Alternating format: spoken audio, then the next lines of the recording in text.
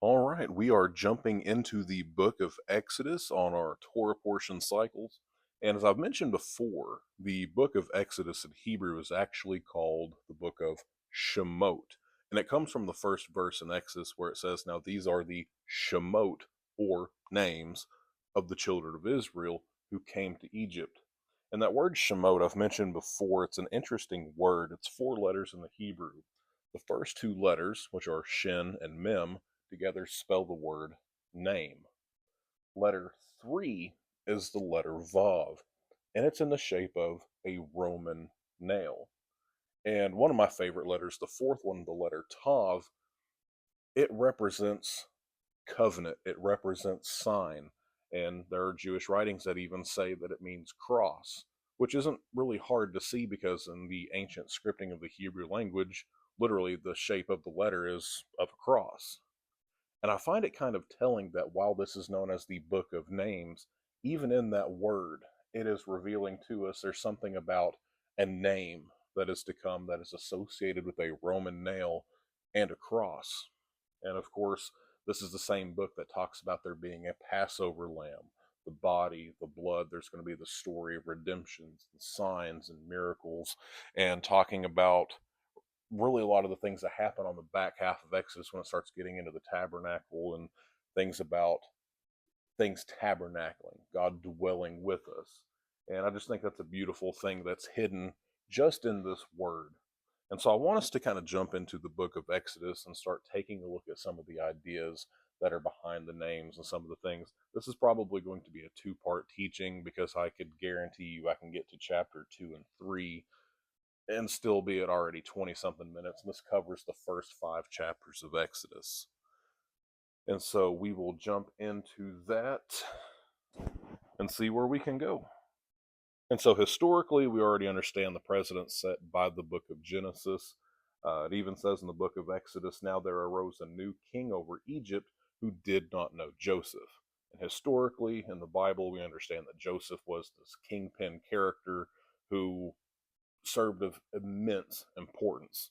And the reason I say that is because there was this huge boom. There was going to be the 7 years of absolute feast. It was going to be some of the greatest 7 years that the people of Egypt had ever known as far as their prosperity, their crops, everything was going to be just fantastic, better than belief.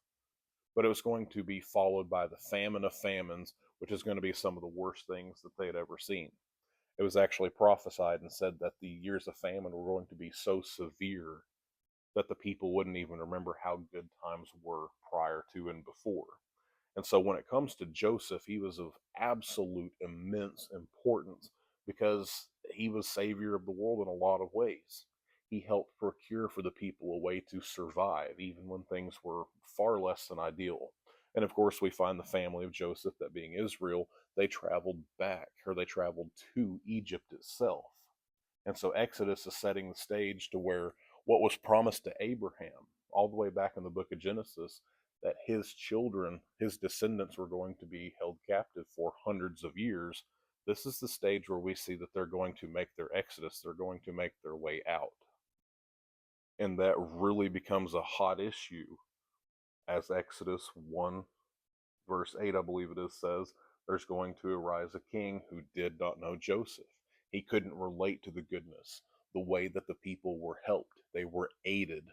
Life was added to them. When there becomes a ruler who is not in remembrance and doesn't recall to his memory what good a partnership is, people are going to suffer. And that's kind of what we really see here in the book of Exodus. And so the numbers were happening to where there was starting to become way more Israelites and way more of these people than there were Egyptians. And what was his plan? He kind of has this two-step plan, and it kind of had to become a two-step plan to where, all right, what we're going to do is we're going to blot out the boys whenever these women give birth. If it's a boy, just tell the women, strike the child, and tell the women, it wasn't a viable pregnancy. It wasn't a viable child, I guess I should rather say. But if it's a girl, let the girls live. Well, why would that be? As heinous of a thought as that is, why would that be? Well, men can be strong, men can become warriors, and obviously you're going to need the males to be with the females to create a bigger population. That's how that works, that's how that goes. Well, number one, if you take away the boys, there's not going to be perpetuated lineage. There's going to be a staunch on it. So if we get rid of the boys, there's going to be no warriors. And if we take the women, we could wind up integrating them into Egyptian society and they could pump up our numbers. So while they're at a not just decline, they're at a drop, our numbers can go up and we could have a better stranglehold of the people. That's what they figured they could do. Well, there's a couple of the midwives said, yeah, we're not going to do that. We're not going to kill the boys. Pharaoh then throws out this decree that all the boys are to be thrown to the Nile River. And here's the thing about the Nile, it's not some meek, mental, like body of water. It is flowing, it is chaotic water. The whole length of the Nile runs greater than 4,000 miles along Africa. And just to put it into perspective, per day, so in a 24-hour cycle, you have 79.2 billion, with a B, beta, billion. 79.2 billion gallons of water flow through the Nile in a single given day. In an hour, you have 3.3 billion gallons of water. And per second, you're taking a look at 55 million gallons of water. And I just find it so fascinating that he decides that they're going to throw these children into the Nile, boys. And I find it fascinating just in the relationship of what God does to the Nile River. Later on, we'll get to that when we get to it in the text. But what I want to bring about in this here is a correlation that we find in the Old Testament and the New Testament. And there exist these ancient Jewish writings, for those who aren't aware, that actually state that Pharaoh, and again, keep in mind the interminglings of the Egyptian people and the Israelites. It was already well established, well known to the Hebrew people that one day, some point in time, that they're going to leave Egypt and they're going to go back to the land. That was something that was prophesied. If you don't believe me, go back to the last words of Joseph in the book of Genesis. They're the last quotation that's recorded. And it says, when we leave, take my body from here and put it to the promised land. And of course, that's what we find they do later on. Well, in these Jewish writings, it says that Pharaoh had astrologers, and these astrologers, read it in the stars or whatever, prophesied that there was actually going to arise this baby boy who would grow up and who would actually take the people Israel. That there was going to be this destruction of the soldiers, of the Egyptian soldiers, and that they were going to be wiped off the face of the earth, that they were going to be overthrown, and they were going to make way. And I'm not saying that I advocate for that to be 100% true. I don't know if that's going to be true. Like I said, Jewish writings just say that there was this belief that these astrologers do, that they were going to have an Egyptian army that was going to be wiped out due to this man. And Pharaoh did not like the idea of it. That propagated with what we already read about how there was an imbalance of the numbers, where there was more of them than there were of us. So he decided to try to change it, squelch it, throw them into the Nile River. I think it's interesting we find that in the book of Exodus, while whenever we read in the New Testament and the Gospels, there was a mad king who decided to wipe out this certain age of boys, to take them out. Why? Because there was a prophecy that existed that there was going to be a king of the Jews. And so we're already finding these points of, historically, we're finding these points where New Testament, Old Testament are starting to highlight one another in these long-term beliefs. And how apropos is it that Pharaoh decided that he was going to use the Nile River to help dash out this generation of boys? Whenever the Exodus actually happens, I know we're getting ahead of ourselves text-wise, but what happens to the Egyptian armies? They're actually wiped out in a body of water as well. So what Pharaoh meant as harm kind of backfired and blew back up in his face. I felt that was a little bit of a thing worth mentioning. And so when we get into Exodus chapter 2, and again, keep in mind that the name of this book, the book of Exodus, is Shemot, which means names. And I want you to think about what I read in these first 4 verses. And a man of the house of Levi went and took as a wife a daughter of Levi. So the woman conceived and bore a son, and when she saw that he was a beautiful child, she hid him for 3 months. But when she could no longer hide him, she took an ark of bulrushes for him, daubed it with asphalt and pitch, put the child in it, and laid it in the reeds by the river's bank. And his sister stood afar off to know what would be done to him. Here's what I find humorous about these 4 verses, and hopefully that doesn't offend you that I find something kind of entertaining here. For a book that is literally named names, it is going out of its way to be as indirect as possible about names as you can get in just these 4 verses. Because every single person listed and mentioned here, we know has a name, and it's given to us in later chapters and later books. Talks about the man of Levi. Yeah, that's Amram. The wife of the daughter of Levi, that's going to be Jochebed. When it talks about this child, this beautiful child, of course, this is talking about baby Moses. Moses is not even named yet at this time, or at least he's not name dropped. Let me put that there. And then it talks about how there was this sister who stood afar off. That's Miriam.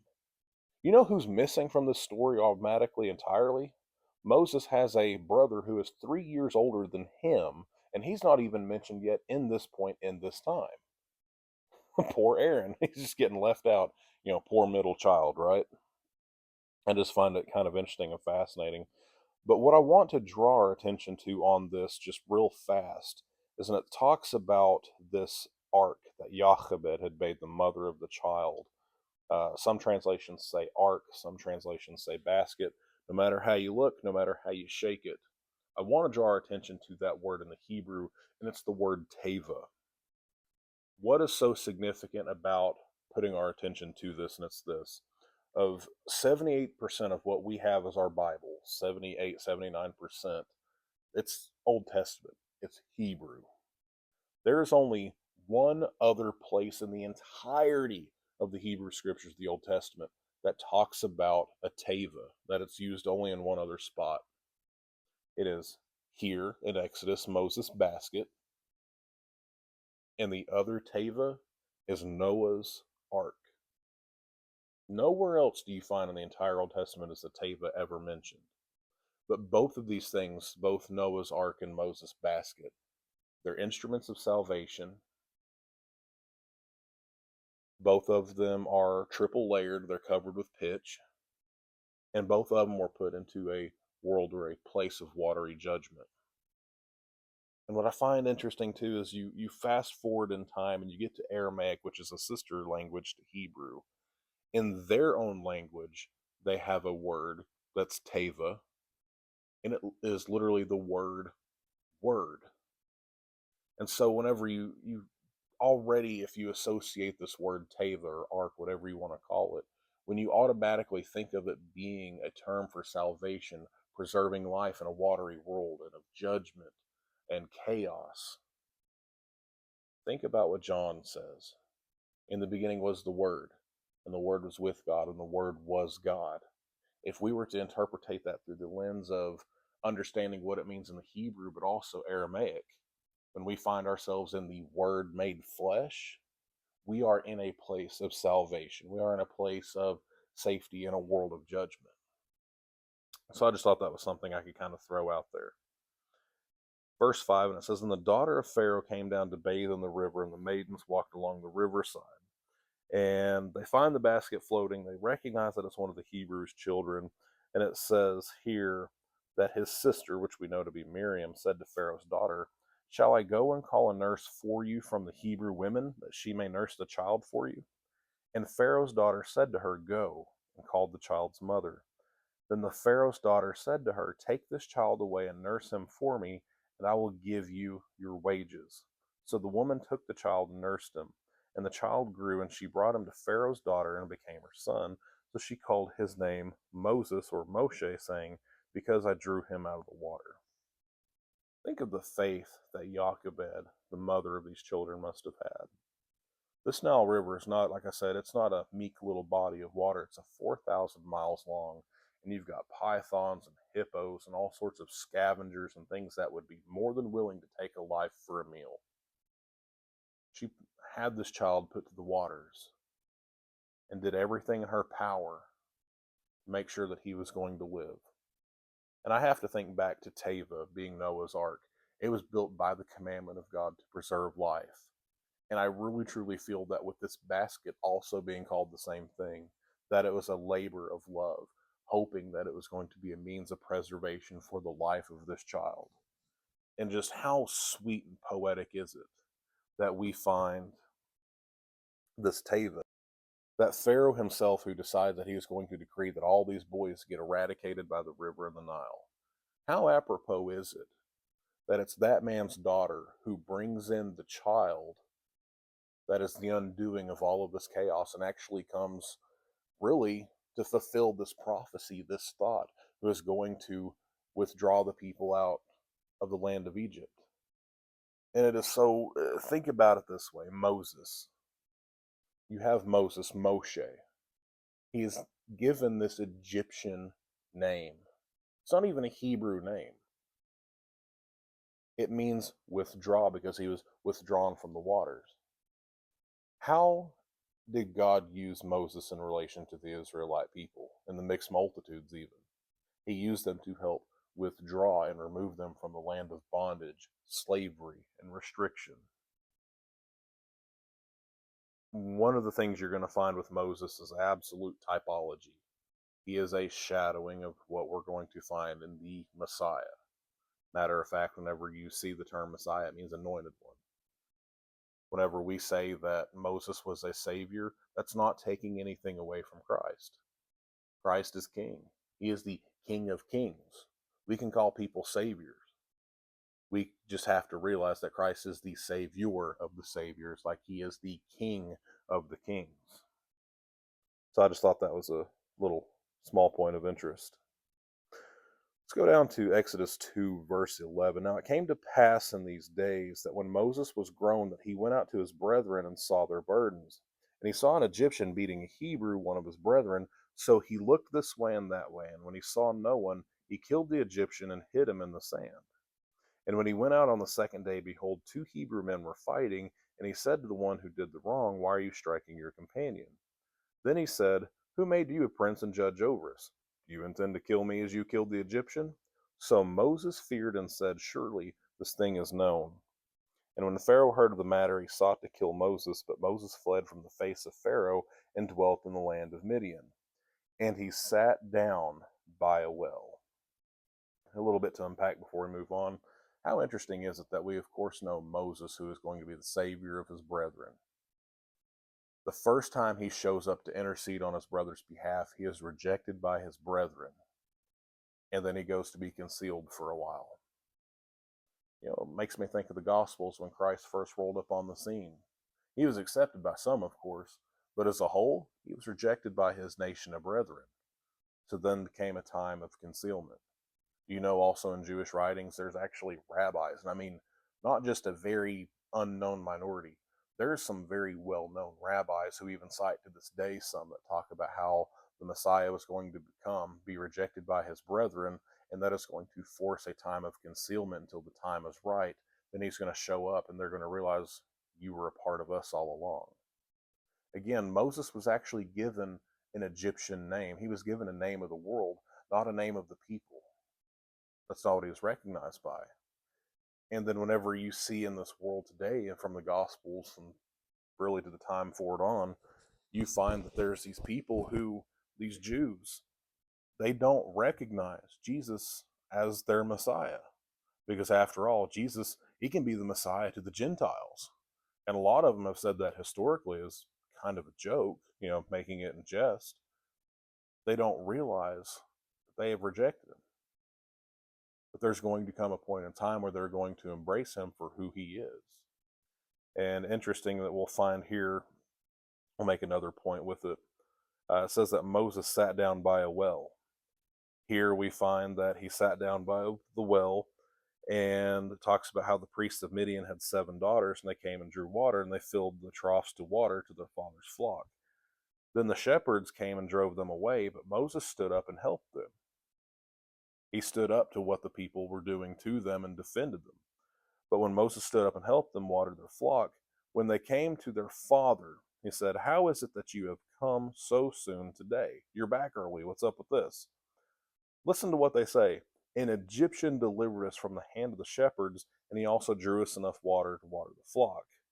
So he gets called back, Moses does, to eat of bread. He actually winds up marrying Zipporah, which is this man's daughter, and bore him a son named Gershom. Here's the point I want to make with that.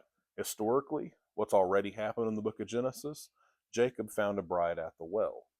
Here we find Moses also finding a bride at the well.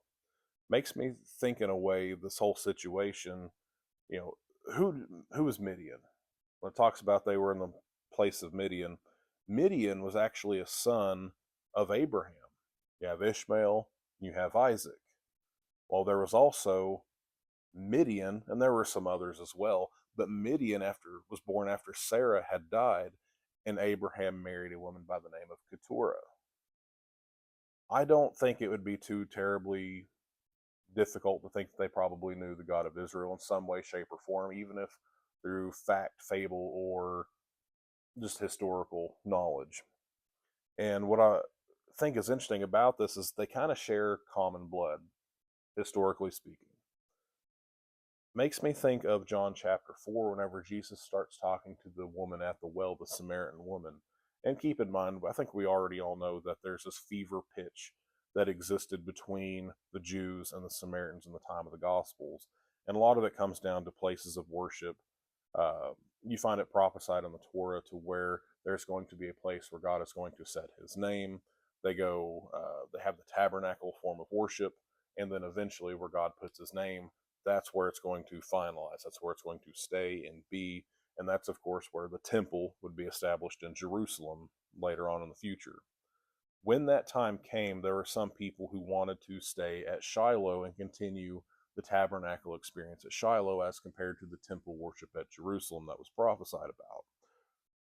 Those people would eventually become known as Samaritans, and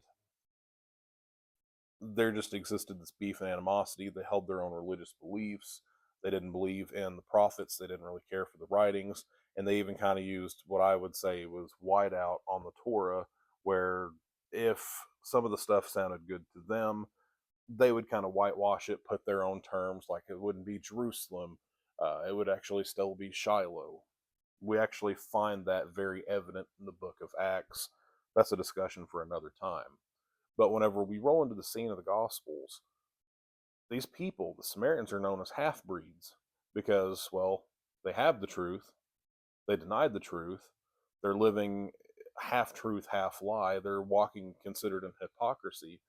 And even whenever you read in the Gospels, there would be people who would add 2 or 3 extra days to their journey to bypass the town and land of Samaria. They would go way out of their way on their own time and dime, stay away from the Samaritan people. So it was a big deal when Jesus spoke to the Samaritans, and downright scandalous when he talked to a Samaritan woman.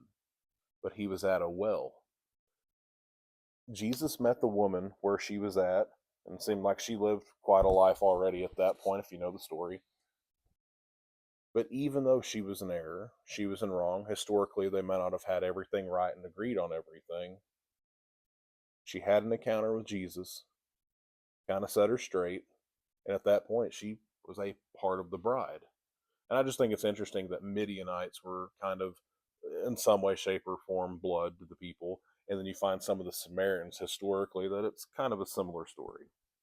I don't know what you think. That probably is a rant that we could have not gone on. Now, it happened in the process of the time that the king of Egypt died, and the children of Israel, in verse 23, groaned because of their bondage and cried out. And the cry came up to God because of the bondage. So God heard their groaning, remembered his covenant with Abraham, Isaac, and Jacob, and God looked upon the children of Israel, and God acknowledged them. Talking about the correlations that Moses and Jesus have with one another, talking about how Exodus, the book of Shemot, how it's associated with names and, the Passover lamb, the body, the blood. Something I want to mention in closing that I've mentioned in another teaching already is Moses' name is 3 letters in the Hebrew: Mem, Shin, Hey. When the letter Mem starts a word and is used as a prefix in Hebrew, it means from whatever may follow. If we applied that understanding to the name Moses, it would actually create a little bit of a statement, which would be mem from se, which is actually the word for lamb. And it actually could be used for various other things, which also are included in sacrifices. And so, as we move forward in the book of Exodus and we take a look at Moses, we take a look at Aaron, some of these different people, we're going to be jumping into some of the insights that I am currently aware of what they mean. And this is going to be a part one. I'm going to do another teaching on the rest of this Torah portion Shemot, that covers 3 through 5. Because we're already right about the 25-minute mark. I don't want to make this an hour-long teaching. It's kind of rough to do on YouTube as a listener, I understand. And so thank you for your time. God bless, and we'll be back with part 2.